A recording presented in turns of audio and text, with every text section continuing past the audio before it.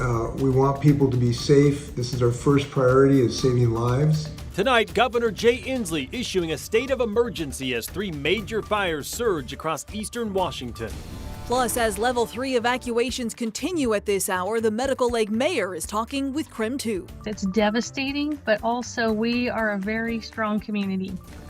Air quality alerts in place for hazardous air across the inland northwest. I'll let you know when you can expect some relief.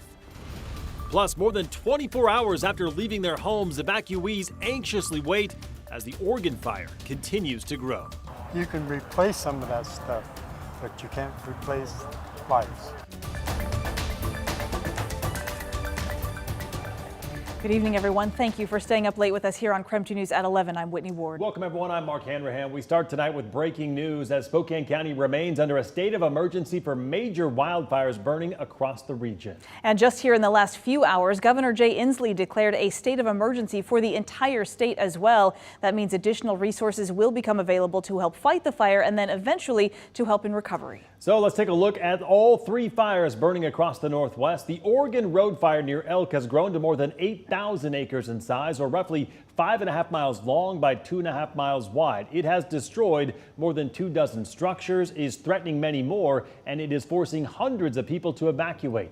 And down in Whitman County, crews are starting to get a handle on the Winona fire. However, level 1 evacuations remain in place. So we begin taking a closer look now at the Gray Fire. At this hour, the entire city of Medical.lake is still under level 3 go now evacuations. According to the Department of Natural Resources, the Gray Fire has killed at least 1 person. It has roughly burned 10,000 acres and has destroyed at least 185 structures, many of them primary homes. The fire started early yesterday afternoon, and extreme weather conditions then drove those flames immediately into the town of Medical.lake, prompting those level 3 evacuations.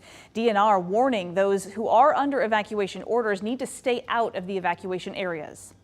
So we recommend if they're in the level 3 evacuation zones to not enter those zones. They're still quite hazardous, and we've got active fire suppression activities going on and a lot of large fire apparatus moving quickly on those roads, and it can slow down the effectiveness of our operations, and it can also be an unsafe place for them to be. It is not clear yet on how many of those structures are homes, but officials did say they expect the number of structures burned to grow as hundreds of homes are still threatened tonight. Well, the entire town of Medical.lake, where nearly 5,000 people live, they were forced to evacuate yesterday. And at this point, it's not clear when they'll be allowed to return. Amanda Rowley is continuing our coverage on the Gray Fire tonight. She is joining us now live from the evacuation center set up at Spokane Falls Community College. Amanda, you spoke with the Medical.lake mayor exclusively today.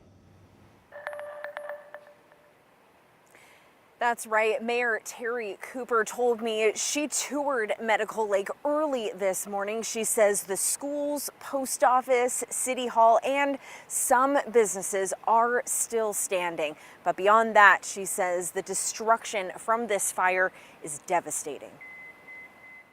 I've experienced a house fire and had another family member the same. So I understand the trauma and the devastation that these people are going to feel. These are my friends.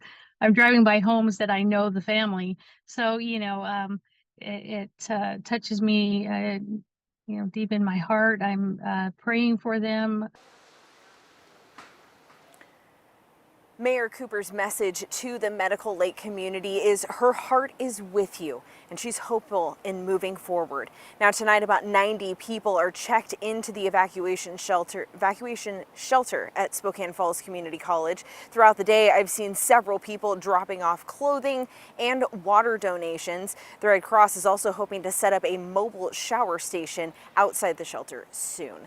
Now at this time, the Red Cross is saying the best way to help these evacuees is through monetary donations. They say they have all the supplies they need right now, so the best way to support them is through monetary donations. And you can do that by visiting the American Red Cross website, and be sure to click on the My Local Red Cross tab. That ensures that your money stays right here in the Inland Northwest. Amanda Rowley, KREM 2 News. All right, Amanda, thank you very much. And more help could soon be on the way from the state. Just hours ago, Washington Governor Jay Inslee issued a state of emergency for these fires in eastern Washington. The Washington Military Department has activated a state emergency operations center that also activates the state and National Guard. And opens up statewide resources to help minimize wildfire danger. We've all got to pull together now more than ever. Let's think of the people in Spokane and during the recovery as well. Be safe. And another important message tonight is if you are still trying to get in contact with a loved one, that the Spokane County Sheriff's Office is urging you call Crime Check. Sheriff John Knowles says it is important to let authorities know so they can start keeping track of those who are still unaccounted for tonight. If you are aware of somebody who lived there in the area of this fire who you can't get a hold of, we're asking that you call Crime Check, make a missing persons report, and that is the most effective and most efficient way for us to get those people who we need to be aware may be still in the area and get resources to try to locate them. So that is something that's very critical. And again, it is critical for you to stay out of those evacuation zones. Instead, again, they say call Crime Check, report that as a missing person. That number is at the bottom of your screen. You can also find it on our website. Just go to KREM.com. Another big story that we are tracking tonight, road and freeway closures. As the Gray Fire continues to burn, I-90 has been shut down in both directions for more than 24 hours at this point. Yeah, we have some great video from WashDOT along I-90. Those closures stretching from the town of Sprague at milepost 245 all the way to the US 2 interchange. And you can see the conditions that they were talking about. That's about 32 miles of freeway that are currently closed. And there are multiple detours in place for travelers. So take a look at your screen. All travelers who are headed eastbound through Spokane must get off at the Sprague exit and then use State Route 23 to 231 to US 2. Or they can use State Route 23 to US 195 or State Route 23 to 28 and US 2. Meanwhile, all westbound travelers must get off at US 2 and divert through Davenport via State Route 23 to 28 before reconnecting at Sprague. All semi-trucks must use State Route 28 and 23 as they continue around the fires. We spoke with Ryan Overton from WashDOT East. He said his biggest concern, as portions of State Route 94 are closed, is that firefighting equipment. Really, the big impact right now is the fire itself being so close to State Route 904 because that's the detour point around I-90 at this point into Cheney. We can't have traffic on that roadway with firefighting equipment making its way that direction.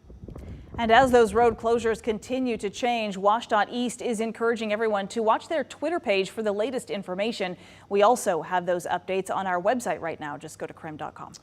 All right, now let's take our first look at the forecast with Chief Meteorologist Jeremy LeGoux. Jeremy, our air quality remains in the 400s or that hazardous category. Yeah, Jeremy, the big question now is how much longer do we have to deal with all this smoke? I do think the smoke kind of sticks around all weekend long, and you can see it right there over downtown. But let's talk air quality. As Mark mentioned, we sit at 489. This is the highest air quality level I have ever seen. 489 puts us well above hazardous. To put this in perspective, hazardous starts at 300. We are at 489 and likely going to stay hazardous through much of the day tomorrow.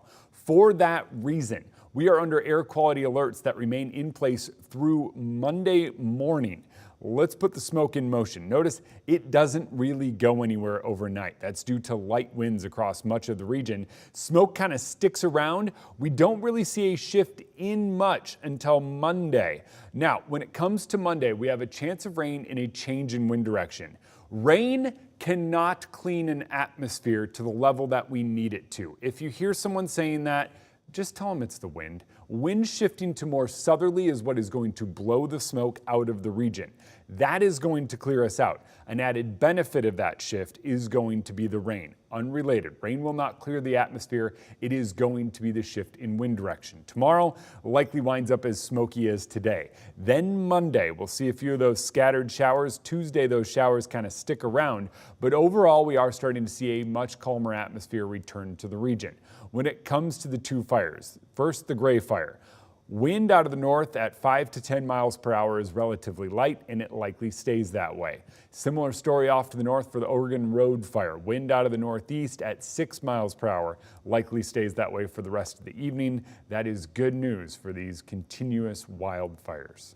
All right, Jeremy, thank you very much. We'll check back in with you later in the broadcast. Because of our hazardous air quality, the city of Spokane has opened a safe air center where residents can escape the dangerous air. Yeah, all Spokane library locations except for the Hilliard branch will be open to use, as well as the Trent Resource Center. That Trent shelter will be open 24 hours a day while the air quality index remains hazardous. And the libraries will open from noon to 4 tomorrow, then from 9 a.m. to 7 p.m. Monday through Thursday. Also, the Spokane Transit Authority Plaza will be open until 11:30 tonight, then from 6 in the morning to 9:30 p.m. tomorrow. STA also offering free rides to any of these centers. Now, still to come tonight, we are taking a look at the other fires burning across Spokane and Whitman counties. The latest info coming up here in just 90 seconds.